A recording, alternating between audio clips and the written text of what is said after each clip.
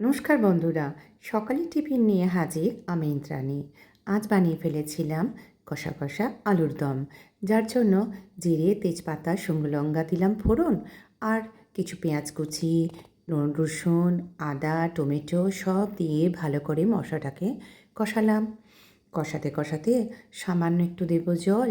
যখন দেখব মশলাটা কষে উঠেছে, তারপরেতে কষা মশলাটা যখন তেল ছাড়ছে একটু, তখন কাশ্মীরি লঙ্কাগুলো দিলাম একটু রং হওয়ার জন্য, আর ধনে গুঁড়ো দিলাম গ্রেভিটা একটু ঘন হওয়ার জন্য, আর সামান্য একটু হলুদ দিলাম সুন্দরী হওয়ার জন্য।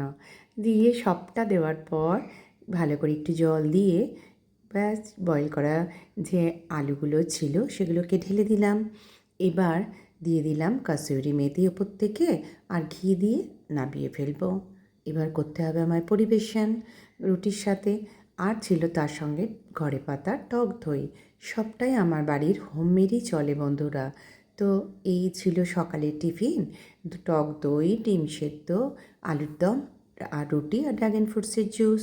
তো একটা ছিল এক সদস্যের, আর এক সদস্যের জন্য ছিল, তিনি ডিম বয়েল খাবেন না, তাই তার জন্য ছিল দুটো ডিমের পোচ, তার ওপর চিজ দেওয়া, আর ছিল তার সাথে দই বড়া। কালকে দই বড়াটা খেতে সবার খুব ভালো লেগেছিল, তাই আজও দিতে হয়েছিল। ড্রাগন ফ্রুটসের জুস এই ছিল।